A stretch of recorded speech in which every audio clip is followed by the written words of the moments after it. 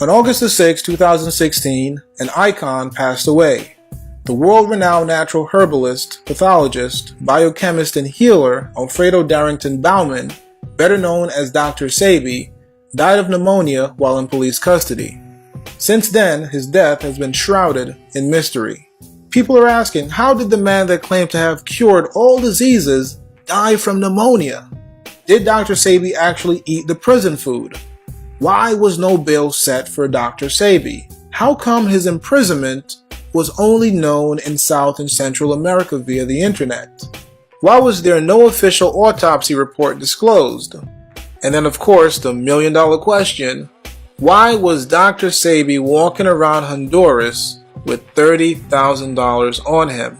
Some people may point out that there has been over 50 holistic doctors that have died in the past year. And what makes Dr. Sebi so special? Well, unlike other holistic doctors, Dr. Sebi is the only holistic doctor that got arrested and went to the Supreme Court because he claimed that he had cured his patients of sickle cell, herpes, diabetes, lupus, blindness, and even AIDS. But after bringing forth diagnostic sheets and 77 of his patients, Dr. Sebi eventually won the case. Some people may say, well, if there was a conspiracy to kill Dr. Sebi, why did they wait so long? They could have killed him a long time ago. Well, when you think of the elites or the powers that be, just think of the movie Saw, where the serial killer could easily kill his victims, but instead he plays with them. He gives them hope and even the illusion of freedom. Think of another movie called Cube, where the controllers could easily kill their victims, but instead they have them in a maze of cubes, with death traps around each corner. This is the mentality of the elites. They don't seek for their victims to have an instant death. That's too easy. They would rather their victims roam for years with the illusion of freedom until they fall into one of their many traps, like the judicial system or the prison system. But what made Dr. Sebi a target? And why now? Well, simply put, they've been tracking Dr. Sebi for years. Ever since he beat the Supreme Court case, they have had their eye on him. They wanted revenge. They wanted to teach him a lesson for running his mouth. But what was the information that made Dr. Sebi so dangerous? Well, Dr. Sebi said, there's only one disease: mucus. More specifically, an oxygen-deprived acidic body will foster mucus, which will cause diseases. Essentially, no diseases can live in an alkaline body. Now, this information is not new. Dr. Warburg said basically the same thing in the 1920s. But Sebi took it a step further and claimed that diseases are not caused by a virus, germs, or bacteria. He claims that all diseases are caused by your diet. I guess this would explain why koala bears are getting chlamydia, gorillas in zoos are getting diabetes, dogs are getting gonorrhea, virgins are being diagnosed with genital herpes, and thousands of people are being cured from STDs, lupus, sickle cell, diabetes, cancer, and many other diseases after they change their diet. This is dangerous information, but the elites even today feel very secure that people will remain on an acidic diet.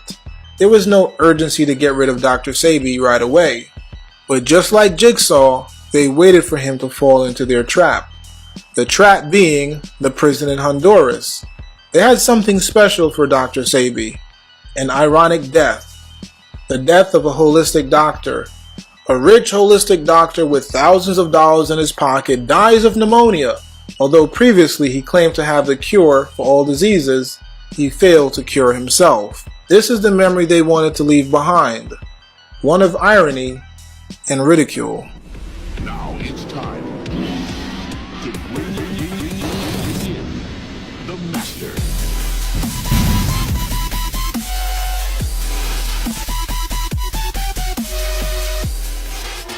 Now let's take a look at what happened to Dr. Sebi. Now there's a couple of bullet points that I want to discuss. The first is, who is Dr. Sebi? How he cured AIDS, the remedy for all diseases, the boogeyman, what to eat, memorable quotes, self-control and rhetoric of a simp, where I disagree with the doctor, the haters, why they killed Dr. Sebi, and lastly, my final thoughts. Now let's take a look at who is Dr. Sebi. Dr. Sebi was born Alfredo Darrington Baumann in Honduras in 1933, and he learned the craft of herbal healing from his grandmother. Sebi later studied with a Mexican herbalist and began a line of products dubbed Cell Food. Dr. Sebi was admitted into an insane asylum in New Jersey in 1961 for schizophrenia and paranoia. At age 30, Dr. Sebi had diabetes. He was impotent, he was asthmatic, and he wore glasses. After going to many medical institutions, he went to a Mexican who told him he was dying and he needed to stop eating. He recommended that Dr. Sebi fast for 90 days. After the 90-day fast, Dr. Sebi claimed he was no longer impotent, asthmatic, diabetic, or needed to use his glasses. Dr. Sebi originally worked as a sea merchant and then a steam engineer. However, in 1980, he decided to quit and practice medicine full-time.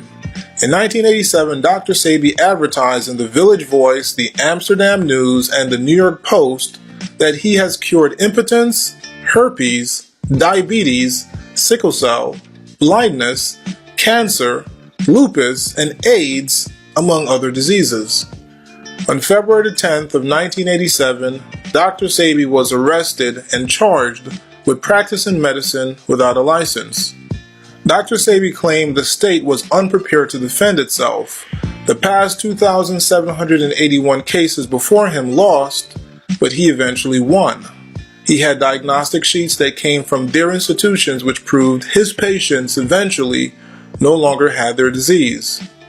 The judge said he had to bring one of every patient he had cured. He was supposed to take 9, but instead he brought 77 of his patients who were cured. After being found not guilty, Dr. Sebi went on to expand his brand, do lectures, and has treated several high-profile individuals, including the late Michael Jackson and the late Lisa Left Eye Lopez of TLC. In this section, we're going to talk about how Dr. Sebi cured AIDS. Dr. Sebi claims he has created compounds to cleanse the cells. These compounds are made of phosphates, carbonates, iodides, and bromides. In addition to these compounds, he changes the person's diet by removing meat, lactose, starches, carbonic acid, and uric acid. This removes mucus buildup and creates an alkaline environment which no disease can survive in. According to Dr. Sebi, a person with AIDS is basically someone with mucus in the lymphatic system, skin, and blood. By removing the mucus, the person is cured of AIDS.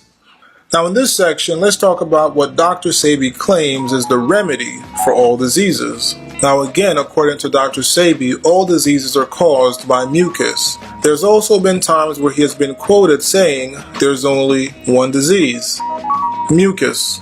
Now when you listen to his lectures, Dr. Sebi goes into more detail and says that all diseases are created from an acidic condition. In other words, your body has an acidic environment instead of an alkaline one. An acidic environment in conjunction with oxygen deprivation and mucus buildup gives the person the disease. Depending on where in the body the mucus is determines the name given to the disease. For example, if someone has sinusitis, mucus is blocking the nasal passage. When a person has bronchitis, mucus is blocking the bronchial tubes. When someone has AIDS, mucus is in the lymphatic system, skin, and blood. Dr. Sebi concluded that by cleansing the body of mucus and creating an alkaline environment, all diseases can be cured. So what is the boogeyman? These boogeymen are germs, viruses, and bacteria. According to the book Nutricide, bacteria of all types are generally present in the body at all times. So-called contagious bacteria are found in people without diseases as well as those with diseases. Bacteria increases in numbers when they have fermented or constipated food supply of uneliminated waste or dead cells. Some people will ask, if disease are caused by your diet, then what causes warts, bumps, blisters, etc.? This is caused by the body trying to get rid of waste and dead cells. This is called a cleansing process or healing crisis. Europeans call this a disease or STD. Europeans label the garbage disposal action of bacteria as the disease instead of the cause of waste accumulation as the disease. They therefore treat the bacteria instead of eliminating the waste. The fear of germs, catching a cold, infections, STDs, are superstitions, terrorism created for the body by the elites, boogeymen for the uninformed. The elites have previously classified cancer, asthma, and pneumonia as contagious and later removed it from the contagious disease list. Lies change, but the truth never changes. Let's look at some studies. At the end of World War II, the U.S. Naval had several STD-infected people have sexual intercourse with non-infected people. The STD-infected people did not infect those without. Then we have the Rockefeller Institute, who sponsored Dr. Noguchi's experiment whereby he had contagious infected people attempt to infect others. The result was that the disease-free people were not infected. You see, some of you so-called blacks who claim you're against white supremacy actually love white supremacy. You love the lies, you love the illusions, you will defend it to the death. I'm unsubscribing. You're an agent. You're advocating unprotected sex. Nope, not an agent, not advocating unprotected sex, but this is the truth. What do you think the Tuskegee syphilis experiment was about? An unsuccessful attempt by the elites to spread the disease amongst blacks. Prove me wrong. Prove to me that STDs are contagious. Send me the documents and sources. I did my research. Let's talk about it. Here we have Discover magazine, which says we know, for example, that gonorrhea came from cattle to humans. Syphilis also came to humans from cattle or sheep many centuries ago, possibly sexually. Keyword possibly, but most likely it was transmitted by eating the sick animals. People, we have to think. Then we have historically David Livingstone, an invader of Africa, who noted that Europeans with syphilis could not sexually transmit the disease to Africans. Whoa! Whoa! But hey, what do I know? I'm just a YouTuber.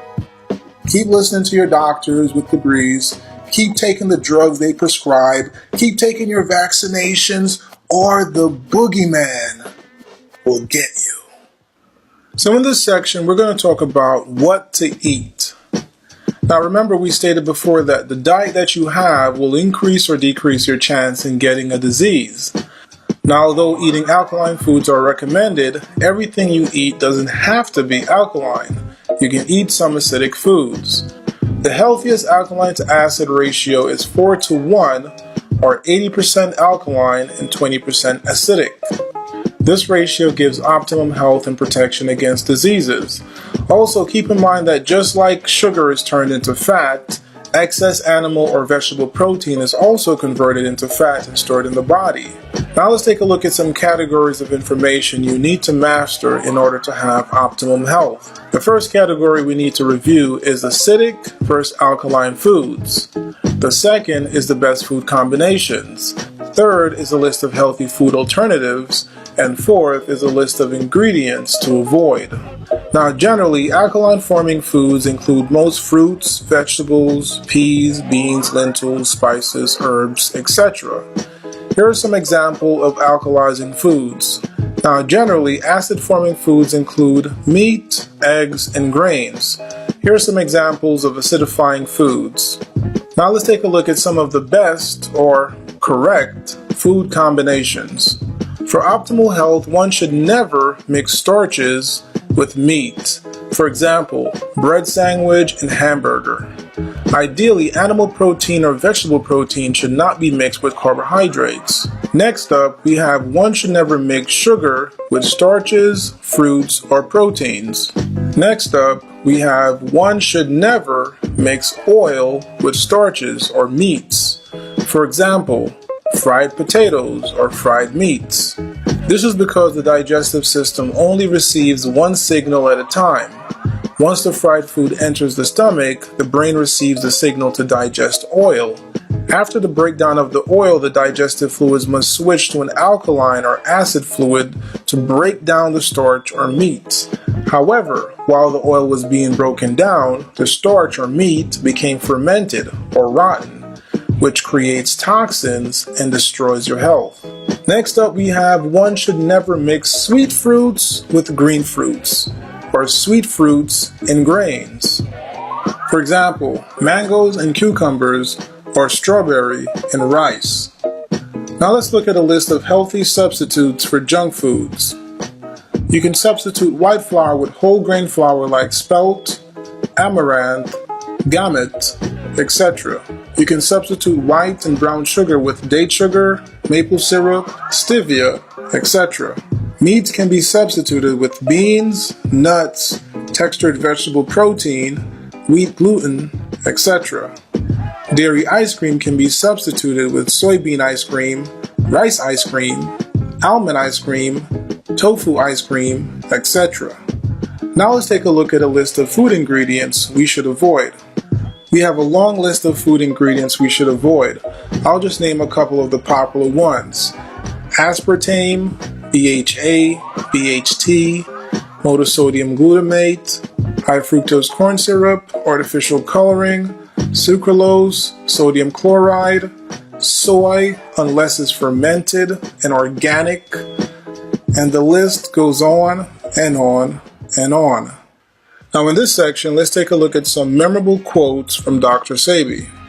Dr. Sebi claims he did not want to be a healer. He wanted to chill, smoke cocaine, and snort it. Dr. Sebi claims that tofu is 100 times worse than pork. He also claims sugar came from Europe. He was once quoted saying a gorilla doesn't eat polar bear food. If it did, it would get sick and eventually die. He once said, "There is no black leader in America that is interested in the health of the black race. The Christian diet needs to be re-examined." He has never attended any school, not even kindergarten. He claims he's been married 4 times and once came and saw his wife in bed with another man and wasn't even mad. All African people eat is blood and starch, nothing else. Dr. Sebi was once quoted saying his goal is to help Africa. Now in this section, we're going to talk about self-control and rhetoric of a simp.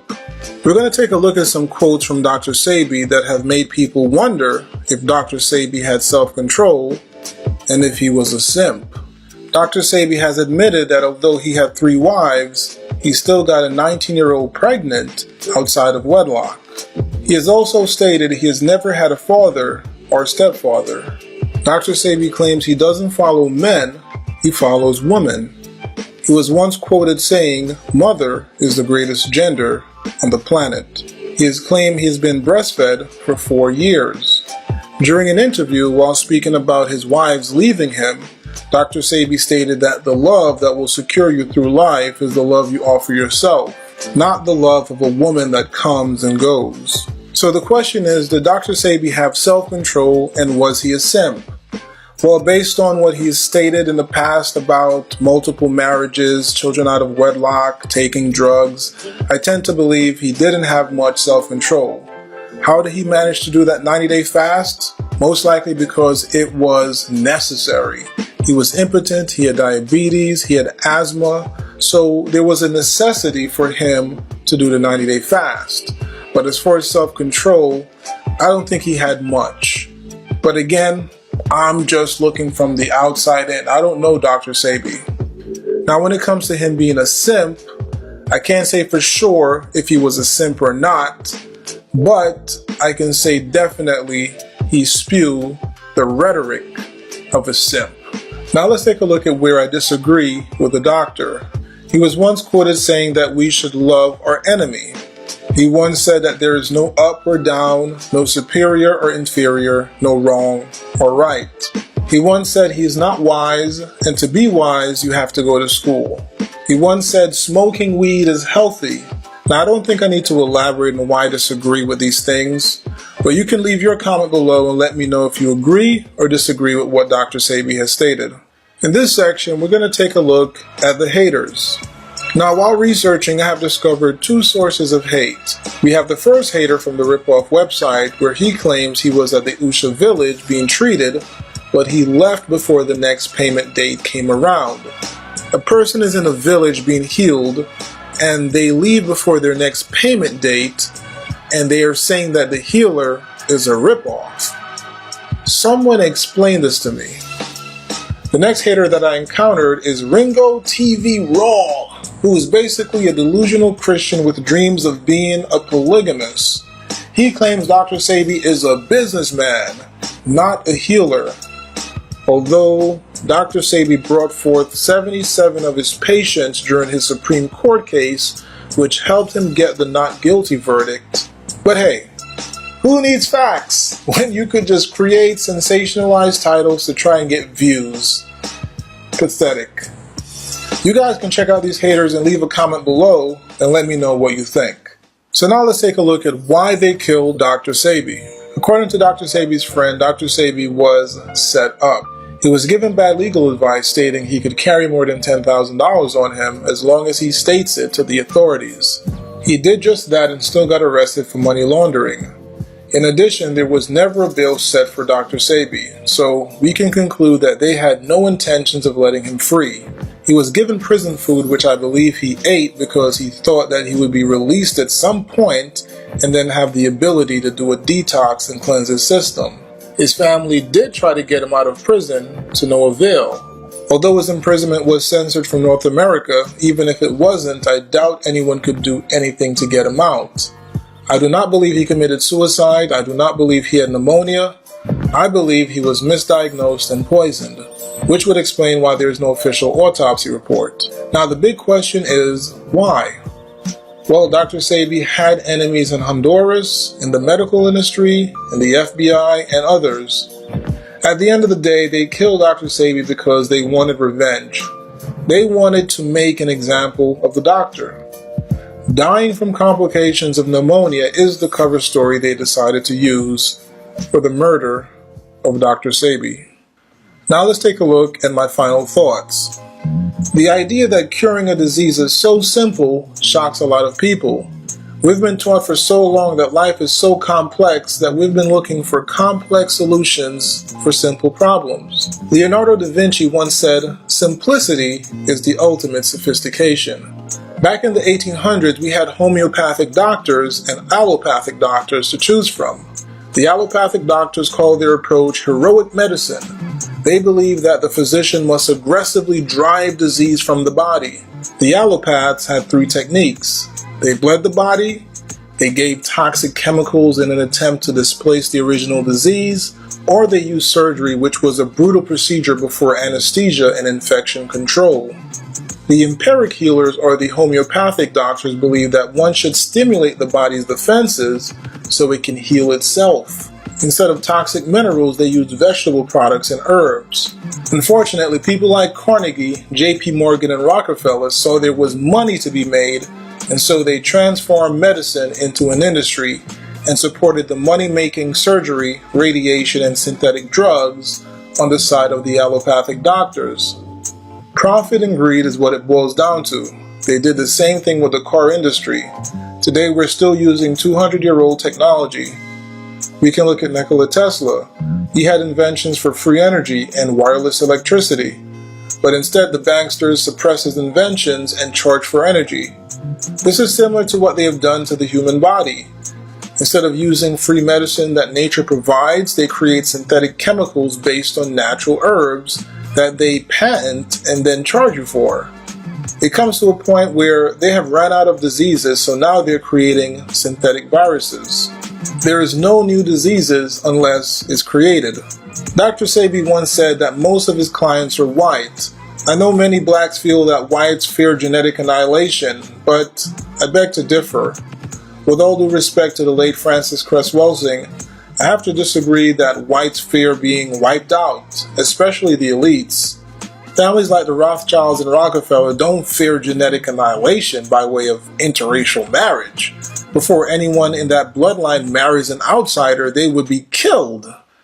Currently, whites are generally more healthy than black Americans because they can afford a more healthy lifestyle, and their neighborhoods are not surrounded by Kennedy Fried Chicken and so many fast food restaurants. You would be hard pressed to find any healthy food alternatives in the supermarket in a black neighborhood because the owners refuse to order these healthy food alternatives because they are too expensive and they know their black customers won't buy it. Essentially, black Americans buy their food based on the cost and not the quality of the product. And although this is mostly because of poverty, There also is a toxic mentality that if someone is eating healthy, they're eating white. But if someone is eating soul food, they're eating black. So before anyone talks about the theory of whites fearing genetic annihilation by way of a black dick, we must first focus on the fact of black nutricide, the nutritional destruction of the black race. If it wasn't for whites, there would be no vegan movement or manufacturing and distribution of vegan products worldwide. Truth be told, this toxic diet that most of us are raised on was created for the hybrids, for those in the royal families. This acidic diet is for people that can eat anything: glass, rocks, sand. It's not for the average human. Dr. Sebi once said that you can't feed a polar bear what you feed a gorilla, or you will die. We're not all humans. We don't all bleed blood. All non-blacks seem to have a strong hold on technology, corporations, manufacturing, and distribution. Non-blacks have no interest in cures, only the profit that is generated from medical treatments. Perhaps Black Americans, this is an opportunity to conquer uncharted territory and be the authority figures on healing and producing cures. Perhaps this is your calling, to be the ones to use nature and heal the world. Thanks for watching. Be sure to share, like, subscribe, and until next time, this is Conspiracy Dude.